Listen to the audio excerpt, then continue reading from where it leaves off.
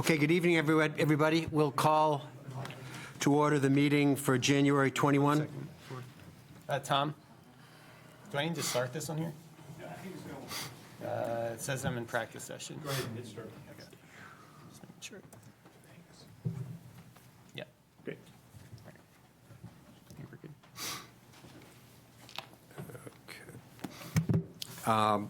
We'll call to order the meeting for January 21, 2026 for the Freeport Project Review Board. Kyle, give us an update, if you will, before we get started on the agenda. Sure. So this past month, the planning board did not hold a normally scheduled meeting on January 14th. We had the Village Corridor Initiative workshop that the planning board and council and some members of the public attended, which was an update on some build-out analysis and next steps that the consultant, Stantec, and DOT are looking at for that Village Corridor Initiative project. I know a bunch of PRB members went to that initial kickoff meeting. So we did that this month. Pretty short here. There weren't any staff approvals over the past month, so we don't have anything there. But I did include in the packet to you all a 2026 meeting schedule. So that's what we'll be going with unless anyone has any comments or concerns about shifting dates around. That's it. Great. And in future meetings, we'll return to this notion of you taking us through one section of the ordinance at a time. Yeah, correct. This all the holidays and stuff going on. This last month was a little busy, but yeah, we'll definitely get back to that. Great, Kyle, thanks. And the minutes from the December 17 meeting, are there any corrections or suggestions or suggested changes? Is there an order? Well done as ever. Nominate we approve the minutes as presented. Second? Second. All in favor?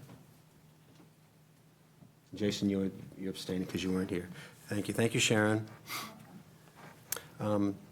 Kyle, 45 Depot Street.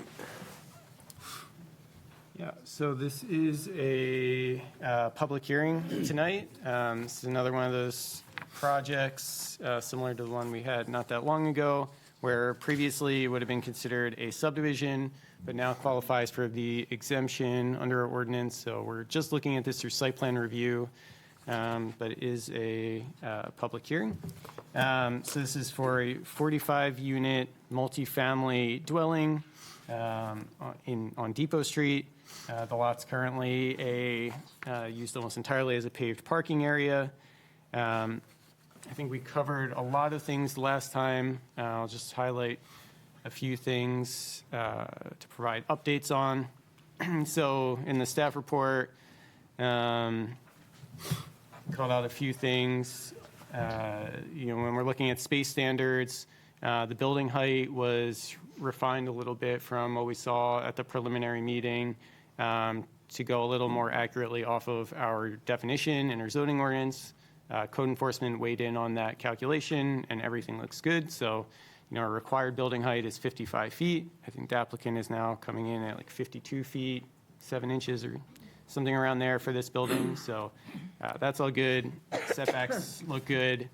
The patio out front, normally something like that would be required to meet the setback, but in this case, in the Village Commercial 1 district, we actually encourage things like that to be in the front setback. The ordinance requires that some placemaking feature, outdoor seating area, expanded sidewalk, something like that is used in the front setback area. So that's good to see. It does a good job of activating the street, especially when we're trying to promote walkability and more ped and bike usage. Parking, we had a staff comment just on adjusting some parking space dimensional requirements. That looks good. Stormwater, our peer review engineer had a few remaining comments just on some small changes in the memo.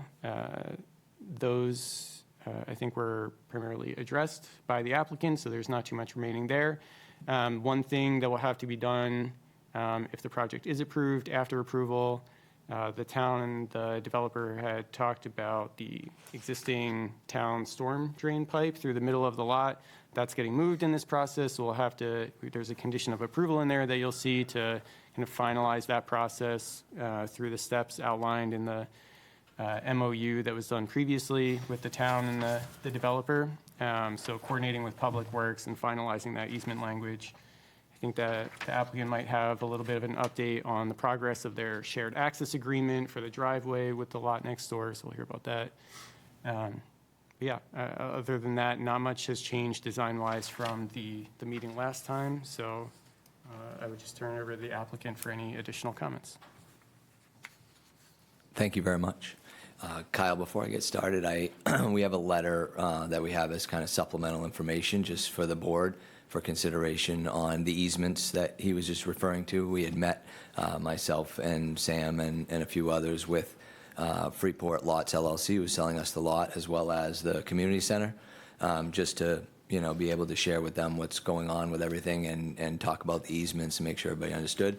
And we just have a letter of support that this has actually happened and wanted to provide that for backup.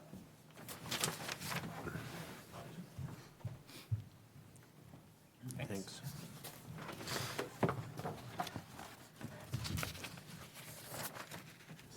All right. Good evening. My name is Tim Hebert, and I'm one of the founding partners of Domus Dwellings, the applicant tonight. Joined by me today are Jesse from KTA, our architect, and Sam from Acorn Engineering, as well as Nina, Jack, Mitch from our design team as well. I grew up in Lewiston, Maine, where my family business has been for 83 years now. We employ almost 100 people. Middle-class people are paramount to business success. They're the heart and soul of Maine's small business communities. In the summer, as a kid, I had the opportunity to spend most of my childhood in South Freeport Marine on the water, mostly in a little 8-foot dinghy chasing around stripers I probably never caught, and catching crabs that my grandmother would shell within hours after bringing them to her when I got home. Freeport's been a pretty nostalgic place for me as a child growing up, and things that I'm fond memories of it, and it's such a great community. Recently, my wife and I have been walking downtown Freeport over the last few weekends, and I can really feel a special something about Freeport that I'm actually excited to be in front of you guys today, being able to have this opportunity to present our project tonight for approval. Bringing 45 new units of home ownership for people to live in downtown Freeport and be able to experience a very unique and nostalgic town-village experience. It's a one-of-a-kind opportunity. I'm glad to be a part of it. Our building units comprised of 34 one-beds and 11 two-beds and 1 guest suite.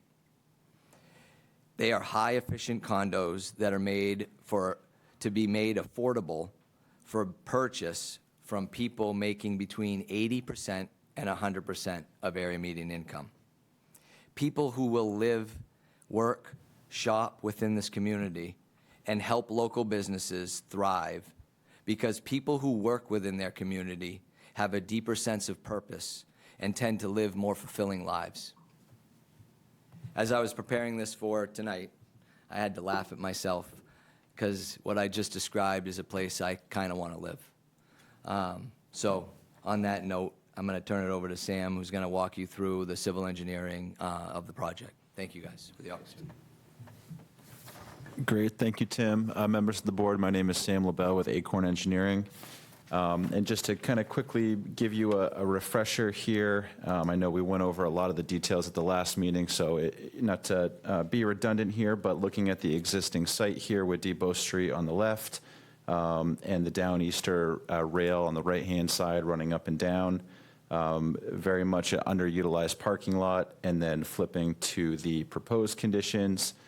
The geometry of the building happens to fall pretty nicely within that upper bay, and we're then able to kind of seamlessly incorporate our site design into the Freeport lot and community services that Tim referenced earlier. So providing a shared curb cut to this larger overall parking lot, We would be providing 45 parking spaces for the 45-unit building. Otherwise, not a lot has changed from a site plan perspective. We were able to kind of clean up a pinch point that we previously had in this area, so really providing kind of a welcoming and open, sidewalk off of the public right-of-way. We were able to kind of clean up some of the patio elements, some of the parking spaces, working with staff and Goral Palmer to really refine and bring the plans to the next level. All of the utilities have been coordinated with, ability to serve received. We were able to trim off a little bit of impervious area on this iteration, and the plans are in really good shape. I'd be happy to answer any questions you may have on the civil site, but in the meantime, I'll hand it over to Jesse to give you a quick overview on the building. Before we jump into it, Sam, can I just bring up one thing? So one thing I forgot to mention in my comments was this application submission had the environmental assessment included in it. I don't think we talked about that last time. Can you just share a little bit about that for the board and what the results were there? Sure. So with typical urban redevelopment, as part of the property acquisition, a phase 1 environmental site assessment was conducted, as well as a phase 2. And what that found were some soils that need to be specially characterized and treated, which is fairly typical in urban redevelopment. And so as part of that, the standard of care is to create an environmental media management plan, or EMMP, which basically provides the guidelines and the requirements on how the contractor should handle those soils, if they're to stay on site, what type of clean fill needs to go over, and if they're taken off site, the chain of the chain that occurs with the off-site export. And so as part of the EMMP, which was prepared by Crederi Associates, that would become part of the construction documents, and is, like I said, is a fairly typical tool used during urban redevelopment that may contain some legacy properties and soils. So that, as a condition of approval, we were comfortable with the way that was written, and that EMMP will proceed as part of the construction documents once we get closer to building permit. The green areas, is that indicating landscaping or grassy areas? Correct. Yep. These green hatches within the red parcel would be newly landscaped areas. Linda? Related to the environmental work, is there specific areas on the property that have these soils, or is it, limited in certain areas? Is there an area you could show us? Yeah, it's mainly here on the east side, closer to the rail bed. I'm not seeing where you're pointing. Okay. Yep. So that's not actually, you're going to have to work on that area for parking lot stuff and dig whatever. It's not as much as working where the building's going, and you're going to have to dig really deep down and possibly interrupt all that stuff. Right.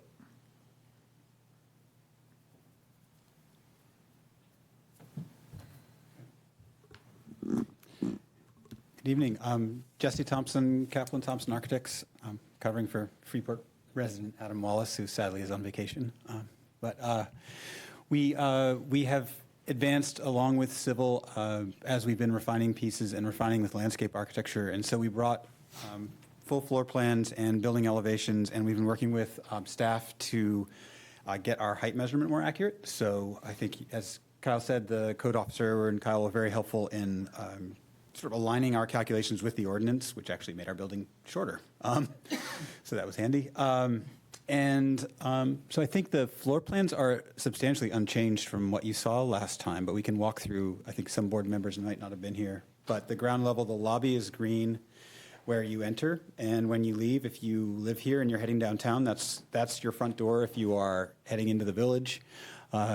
So that sidewalk there, as Sam said, and then the patio, which gives you an outdoor space right off the lobby, a place for folks to gather together. And then there is another door at the back side closer to the car parking area, and that is also where trash room is, electric meters, utility. It's much more the back of house zone, far off Depot Street is the orientation of this general plan. So let's see, yeah, might as well go up. It's trying to be a careful, efficient floor plan so that folks can afford to buy this and to buy homes here.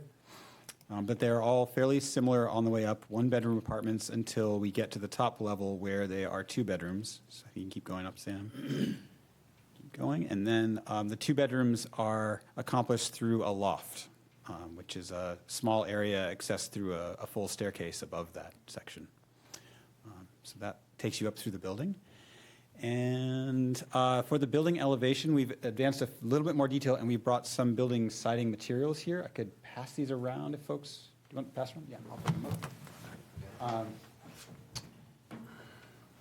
So what you're looking at here, the larger boards are eastern white cedar with a slight stain on it to make sure it doesn't go black, that it has a touch of UV resistance and some tone to it. And that's the siding which is around the public entrance and the public area. This is the nicer fine-grained materials where you walk, where you touch the building, where you're up close to pieces. And then that is a fiber cement clapboard.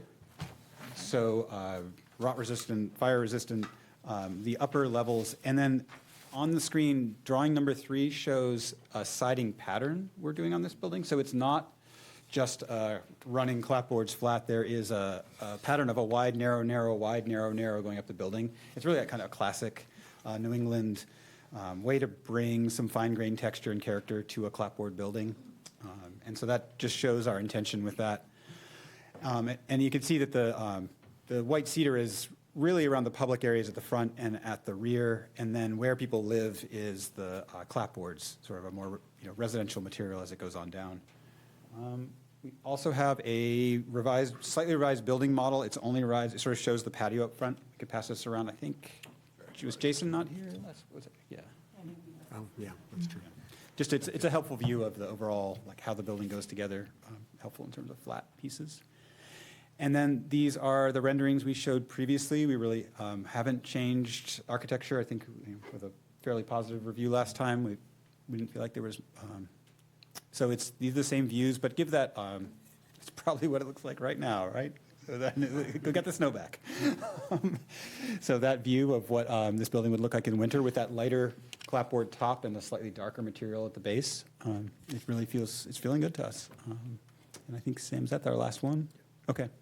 Yeah, but we're excited for this building. It's just bringing home ownership to the village, and it was just becoming clear the new starter home is a nice apartment. It's the starter home as a single family home is few and far between, and I think this is the first step up for someone into the home ownership journey, and this building's an exciting thing to be part of. But we're available for questions as needed. I may have missed this in the detail. Are they crank windows? They are tilt-turn windows, Tilt. so they open inward. It's like an inward casement.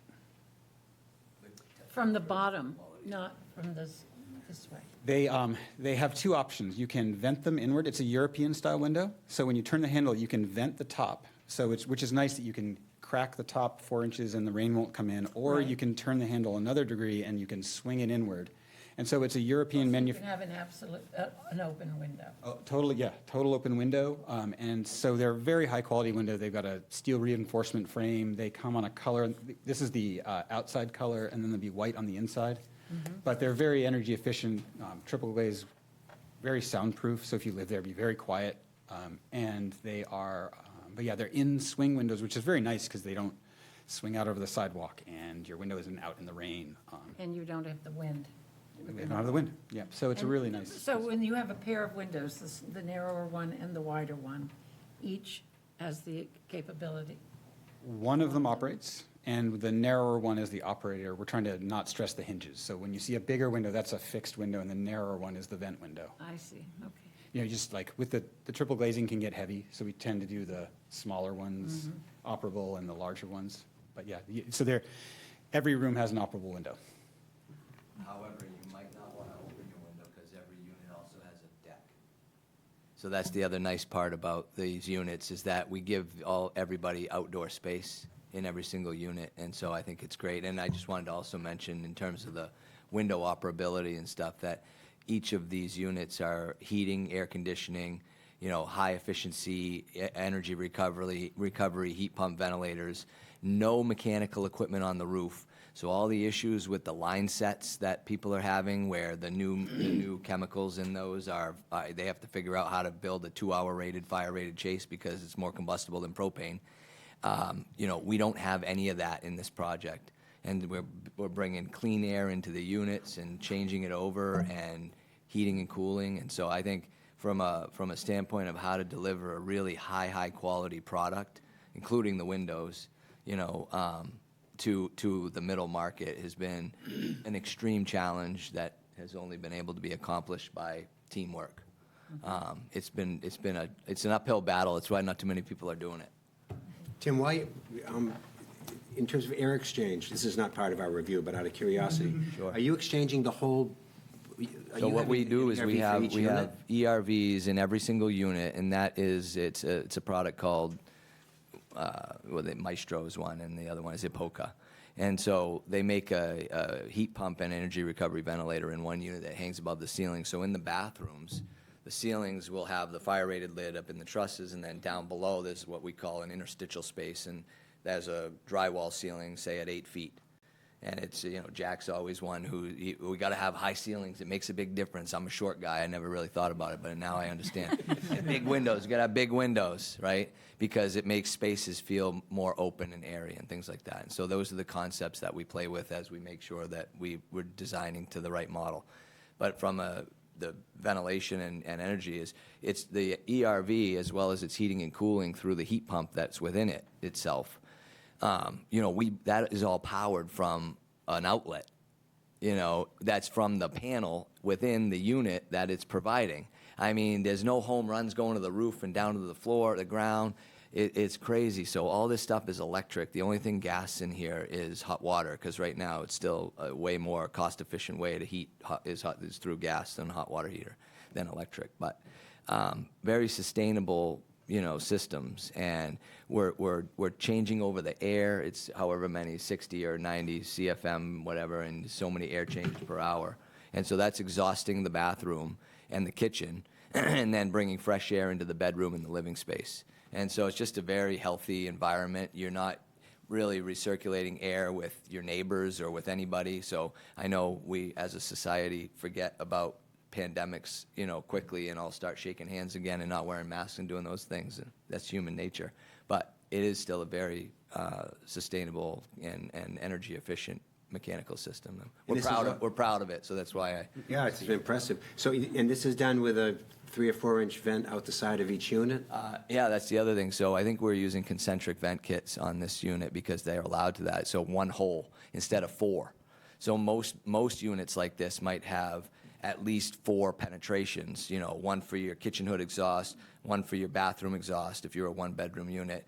If you had an ERV, you'd have 2 more for that, an exhaust and an air intake. So that's 4 holes in a building, right? And we're trying to do blower door tests to make these things to have pressurized buildings so that we're not sucking in outside air.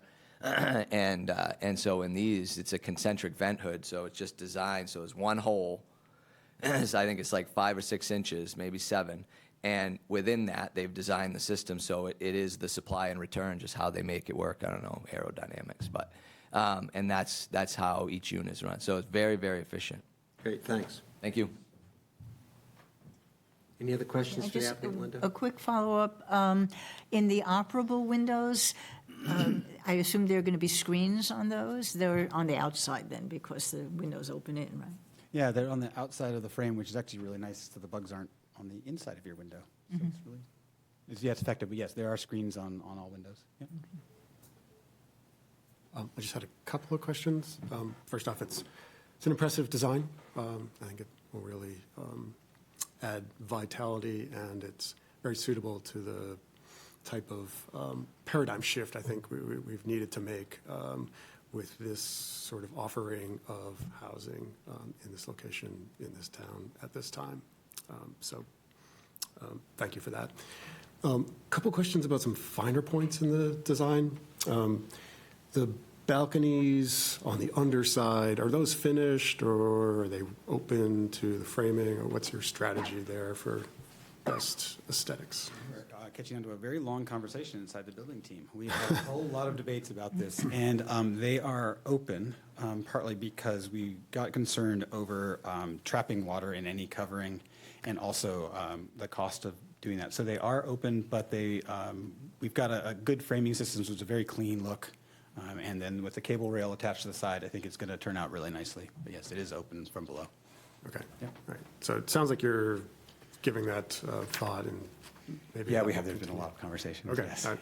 Yeah. And then the other question is, with the fiber cement siding and outside corners, how that plays out, because that can make a big difference. It can, absolutely. And so what we're using is a integrated metal corner cover that's painted to match. And so it's a corner that slides over because you can't actually miter the fiber cement boards. They're too thin, fragile. And so there's a corner cover that goes over and slides up. It isn't shown on there, but we really didn't want to have the strong corner board. It felt like it was drawing too much attention to the corner.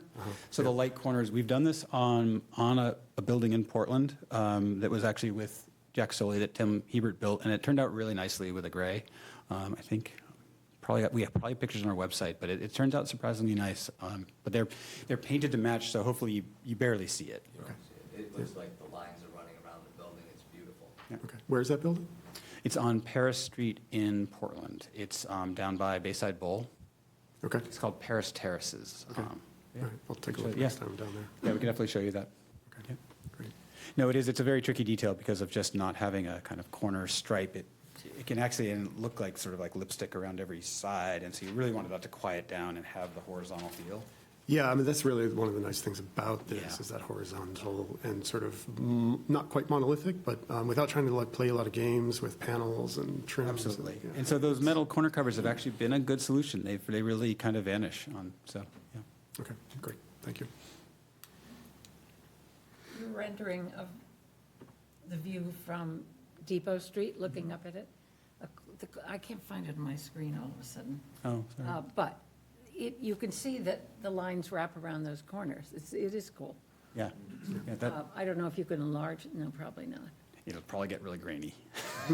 You think? Yeah, but see, you can see the horizontal lines wrapping around Yeah. without corner posts. It's nice. And it's trying to be fairly quiet, but, for Mr. Reiki's question, those small rectangles are the mechanical louvers. So that is what a mechanical penetration will look like on the outside.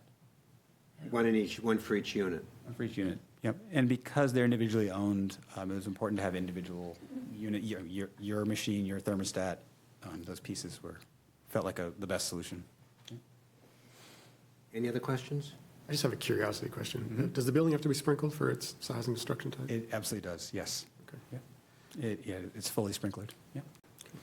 Which I think is important for the safety of these buildings. Yeah. Just a comment and question and building on the discussion we had last time.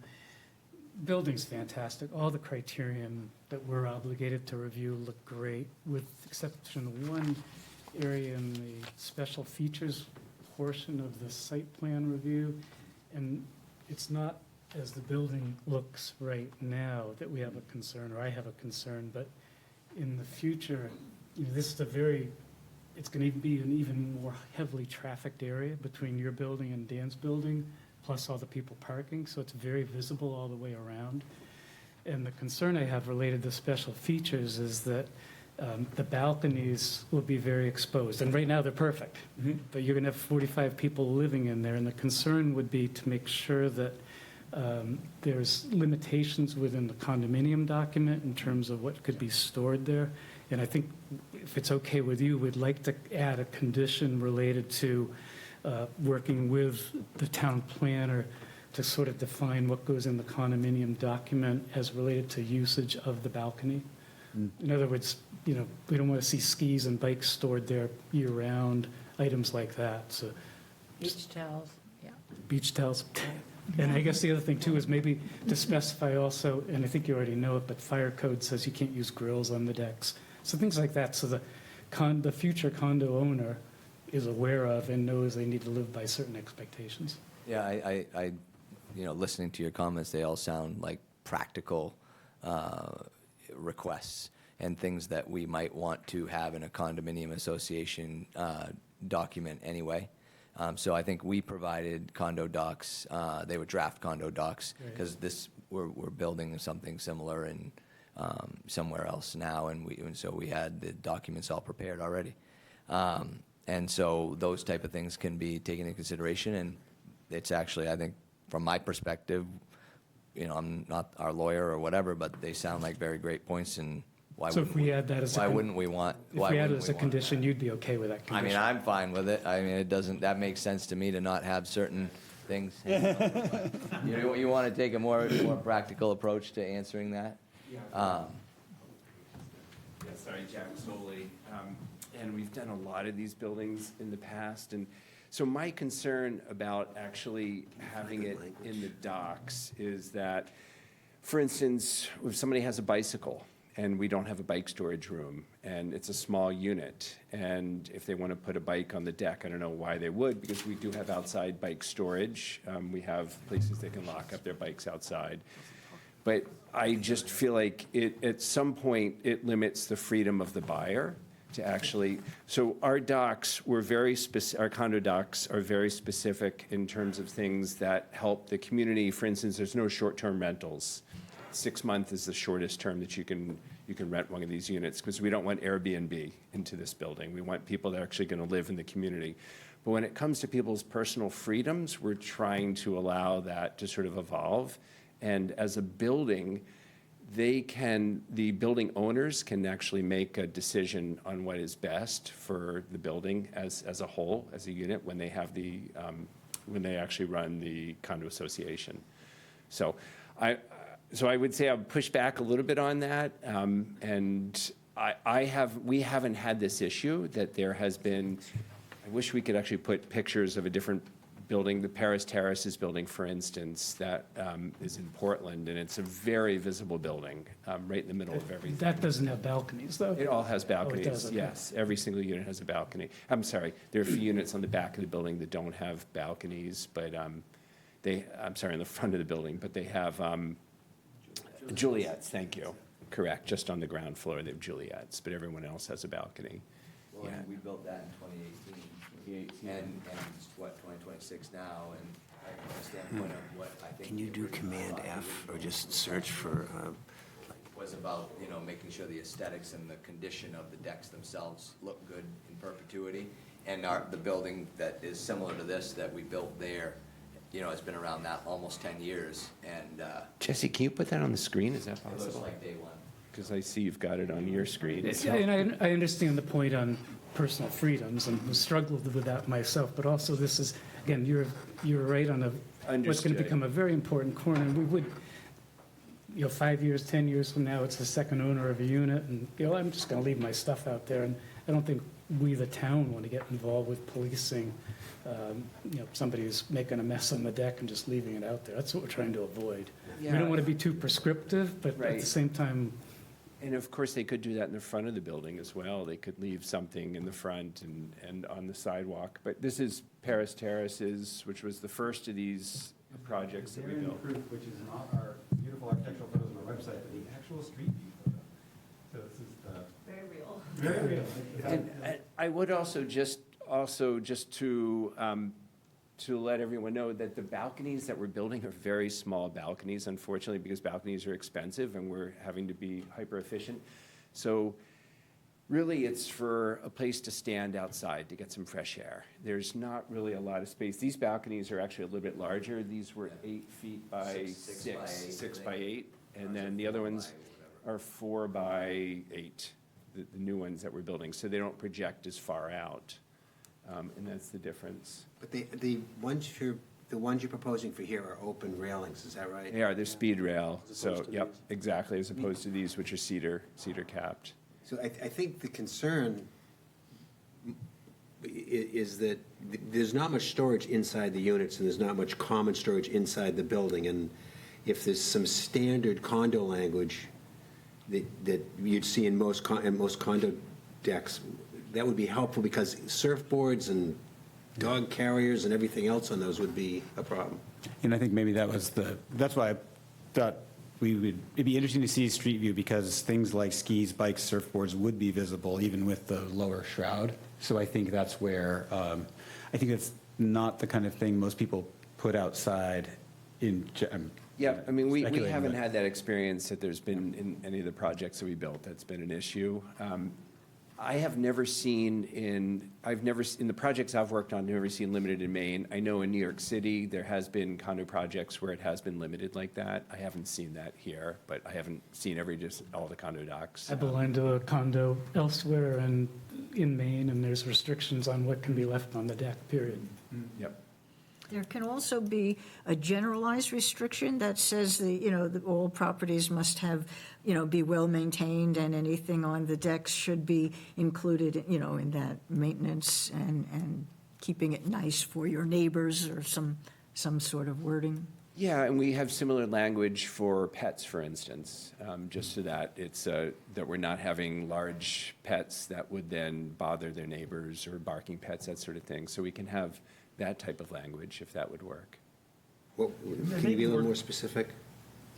So are we actually talking about specific objects? I mean, that's where I have concern. If we're talking about skis specifically or something.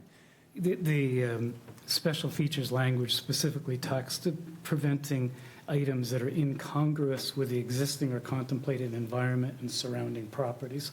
So you can have apartment building across the street, you've got retailers, you've got a lot of our citizens and also our visitors who are walking around.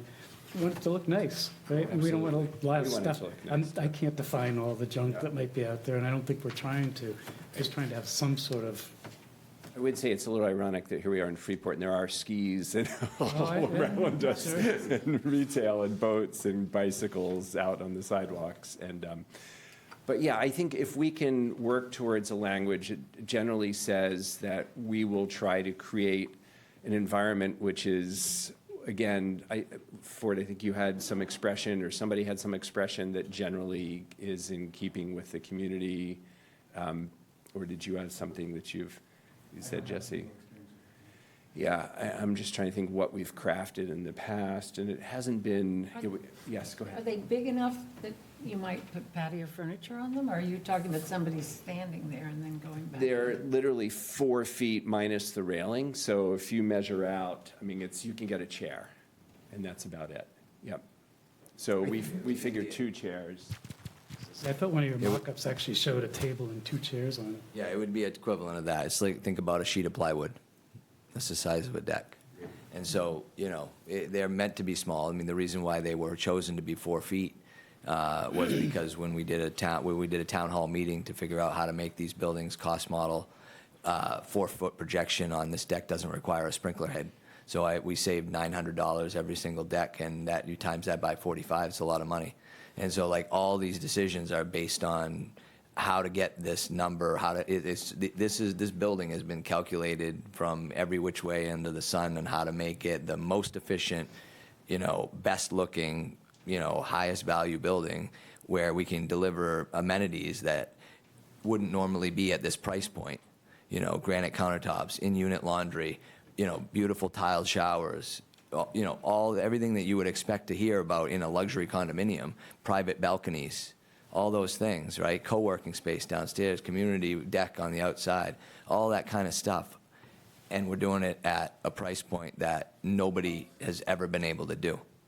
So it's tricky. I just wanted to tell you that. I mean, I have just kind of maybe this is my way of offering an olive branch to this solution, because I'm not sure that at least I'm not qualified to, legally describe what we're talking about from a condo doc perspective. And we have attorneys, but I'm thinking. As a condition, we're not asking to legally describe it. Yeah, yeah. What we're asking for, or I'm asking for, and I don't know how the rest of the board feels, is, a commitment as a condition that you will work with the town planner or the appropriate person to ensure that there's language in your condominium association. You've already got other wording about restrictions relative to the use of the balcony. I'm not trying to define skis. Are they big skis, little skis, anything like that, right? I mean, it's just that concept of keeping the decks and balconies so they're attractive for all that are walking by and not being a detractor to your beautiful building.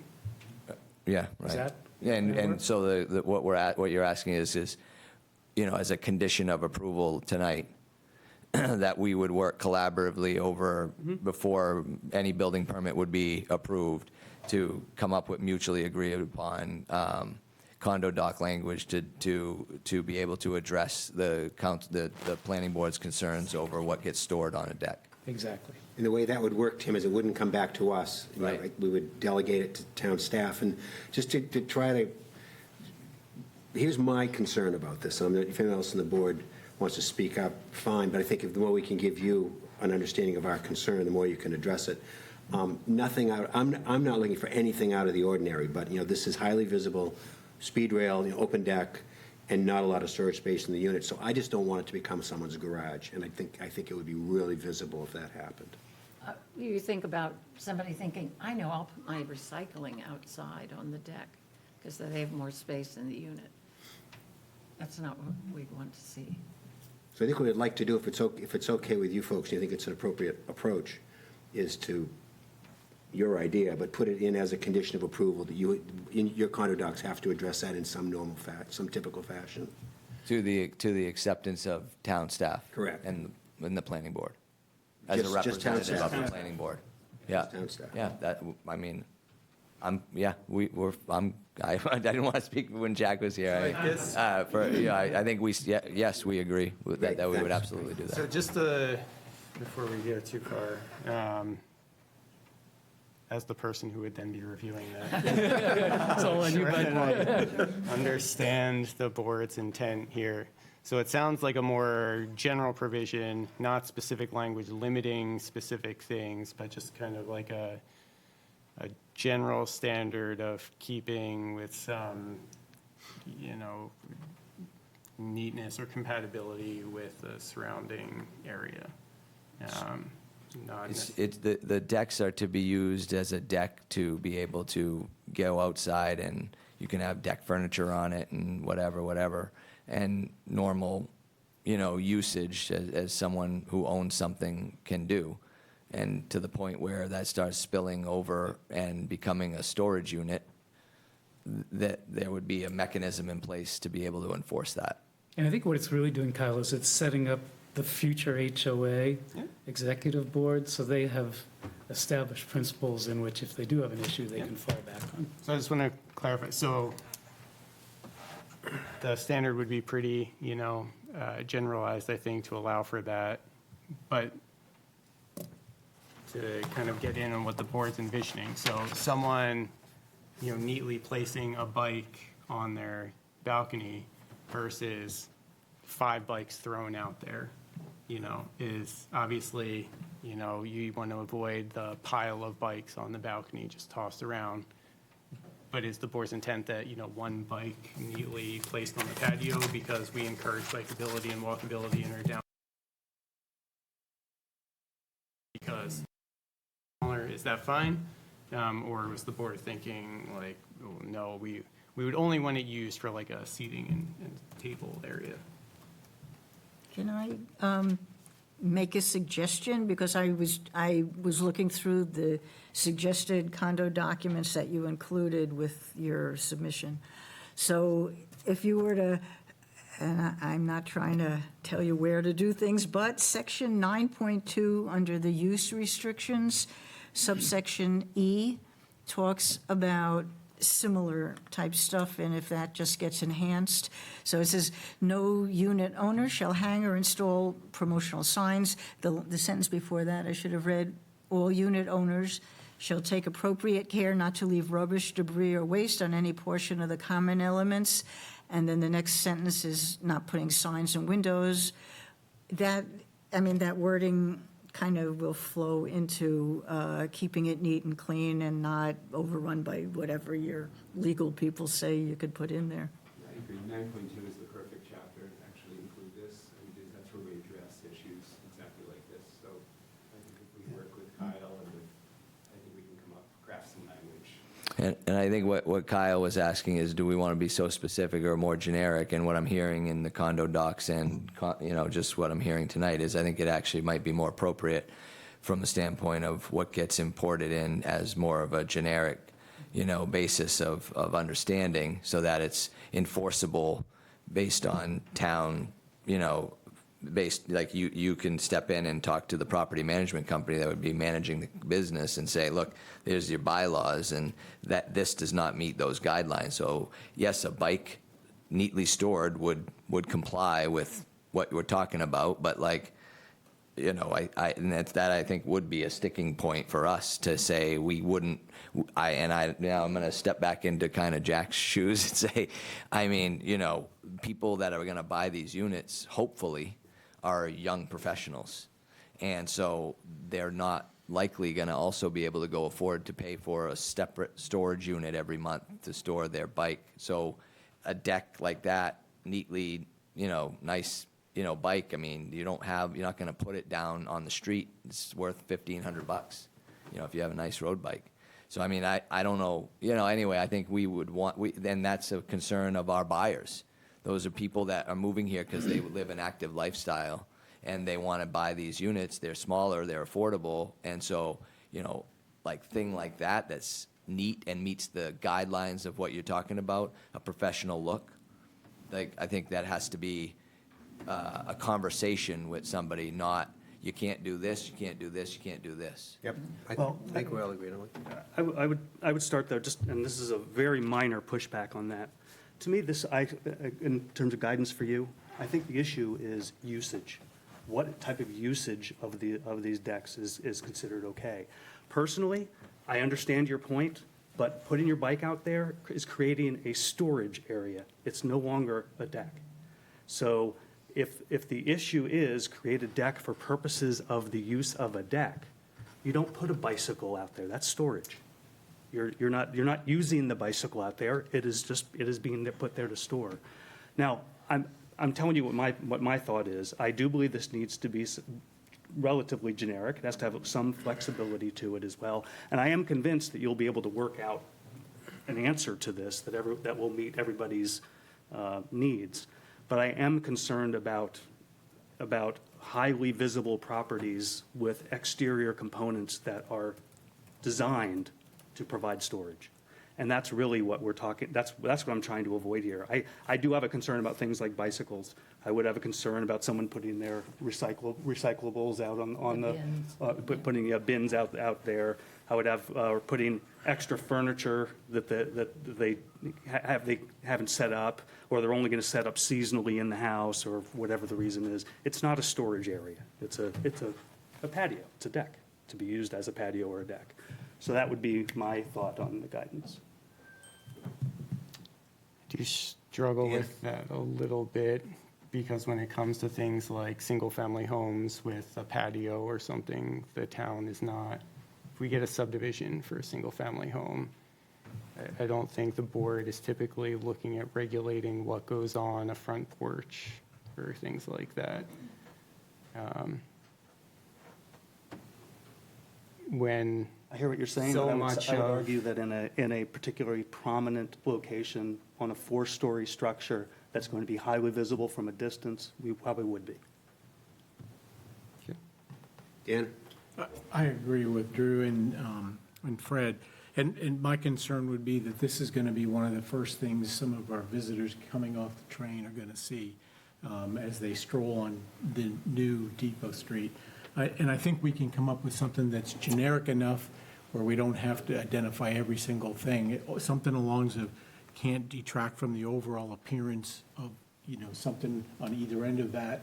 But that's the whole point, I think, is we don't want to detract from the overall appearance of the units and Dan's building down the street and the future development of the downtown area.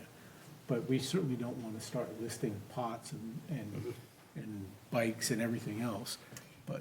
And that's, I understand, it's a lawyer's dream, because if we make it generic enough, we'll never be, but I think we owe the downtown community that.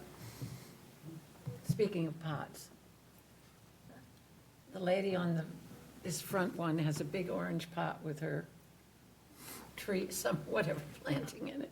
And the person down below has, yellow. Can they do, it's a question, can they have hanging, what do you call them, window box things off the railings? Can they have vegetation out there? Is it, I haven't read it. okay. Kyle, would you feel like if the wording was something more like items on the balcony should not be unsightly or look out of place, something broad?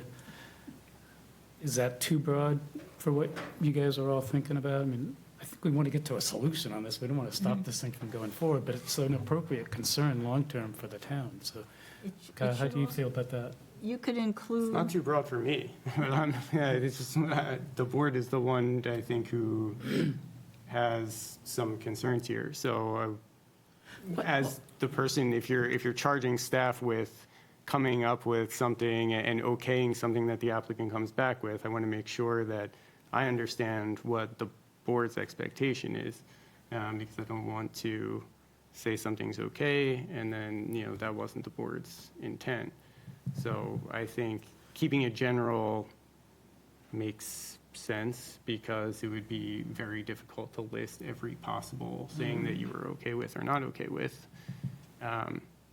But then, Keeping it yeah, whether, as to the enforceability of it later down the line, I think you have to have the enforceability delegated to the condo board, because there's no way that this town is going to have an enforcement person going around, pointing to all the different things that might be hanging around.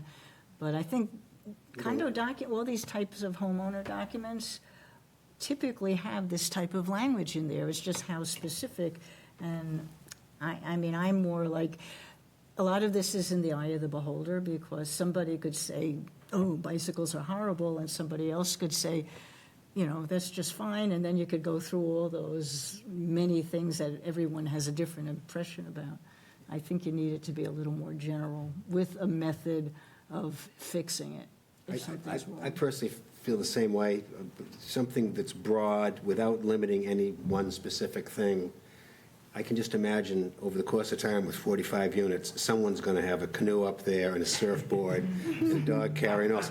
And I just would like to see something in your docs that's enforceable if things get out of hand. That's really the only thing. I have no qualms about our ability to be able to come up with a mutually beneficial term in our contract. I don't think that's an issue at all. I think the mechanism for doing that and the people that might be involved, from my experience, might not be necessarily Kyle, but if the board or if the town of Freeport has corporate counsel that represents them, then their counsel and our counsel would work on the language, and they would be, you would be confiding in them. Kyle might be the point person, and whatever he doesn't feel comfortable being able to answer from your attorney's side would be something you might have to get dragged into, in private conversation, to be able to make sure that it meets the benefit of the town as well as the benefit of, us, to be able to make this thing viable for the people that are going to buy it. But what I was going to say, and so does that sound like, and I think we can do this quickly. For us, we want to write the condo docs too. We want to be prepared to go to, reservation and sale before we even put a shovel in the ground, most likely. So, we're excited about this project. We're excited about the town of Freeport. We're excited to be here. We appreciate your comments and take them to heart. And I know we can work on some mutual language that's going to satisfy this in the condo docs. I'll Does just say, everybody kind of How agree about with this that? statement in terms of moving forward? Try it. Hopefully, everybody agrees. That developer work with town planner and attorney to add wording to the condominium document that defines limits and obligations on the use of balconies. sure. Fantastic. Use of storage on balconies. I just said on use of balconies, period. And just to wrap up what I hear the sentiments of the board being, this is a really nice building. It's clean, it's mean, and we want to protect the integrity of it. The first beach towel over the thing, and it's gone. I know. So I think you would have a best. Yeah. To give you, I We can, understand the intention, and we will work with Yep. Kyle. Okay. So just We all want the same thing. Right, It- right. Fred, to put an additional guardrail on your language, Yep. to try to narrow the discussion you folks are going to have with our town attorney, why don't we, would you okay to say, comma, in a fashion typical to condo docs in similar projects? Just so you're not reinventing the wheel. In a fashion typical to other condo docs. Yep. On similar projects. Is that okay? Great. So just for the board's reference, there's already a proposed condition of approval that the condo declarations are reviewed by the town attorney and for typical legal review. So if we wanted to add this piece onto that one, it probably fits in there. That's in What item? 4E, I think. Maybe Fred will make the motion when we get there. Oh, is it one of those long ones again? You don't have to read it. Well, I guess you do if you modify it. This is also a public hearing. If the board doesn't have any other questions right now, we'll have another chance. I will entertain a motion to open the public hearing. So moved. Second? All in favor? Unanimous, Sharon. Is there any members from the public who wish to address the board? Anyone online? This is Good evening. My name is John Egan, Freeport resident on Curtis Road. I just want to take a moment here to capture how big this moment is for our community, for developers in this fabulous project, and also for you, that there's been a huge amount of work done to the land use ordinance, and particularly staff working on parameters for what can happen on Depot Street. Now we can see what can happen on Depot Street. So I'm ecstatic that we're finally here talking about approving this project to create 45 units of ownership, that had it been 6 months ago, my son and his wife would have been on that list to make a reservation, because they're the exact people that this project is trying to attract. 30-year-old professionals who want to live downtown, eventually want to have a family and have their kids walk to school. This is where they want to start. So it's a great opportunity, and I encourage you to ride the wave and seize that momentum that a lot of people have been working on to get these things to happen, mainly because this is really important for what we have in our community. But right behind it, secondary opportunity that we have to actually demonstrate in the midst of so many towns that are NIMBYing housing projects out of their town, that we're saying, this is how we want to do it, and we're welcoming folks in. And we've now got 100 and, what was the count, Brett? 140? 140 units of housing that's coming to Freeport. 140 in a town of 8,900 people. And we're saying yes to that, and we're describing how we want to do it, and we're working with professionals. This is an absolutely amazing building, the work that they've done to optimize and be able to offer that price range. I'm in this business in my day job, and I don't ever see this kind of a unit, certainly with this type of units, offered anywhere near this price. And certainly be able to do it without public subsidy is a fantastic accomplishment. And so I'm excited, and I'm really glad you are as well, and I hope we can move forward with this and start talking about more. Thanks very much. And if we go forward, I know it will please you that we did it in 34 days.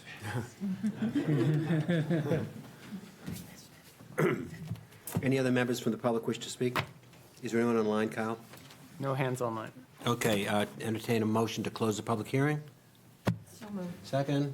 All in favor? Unanimous, Sharon. Are there any other questions from the board for the applicants?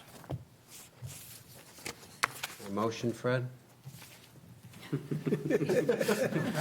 Short straw. Open mouth. Absolutely, there is a motion. Be it ordered that the Freeport Project Review Board approve the printed findings of fact, site plan review and design review certificate for Domus LLC for a 4-story, 45-unit multifamily dwelling at 0 and 45 Depot Street, tax map 11, lots 135A and 136.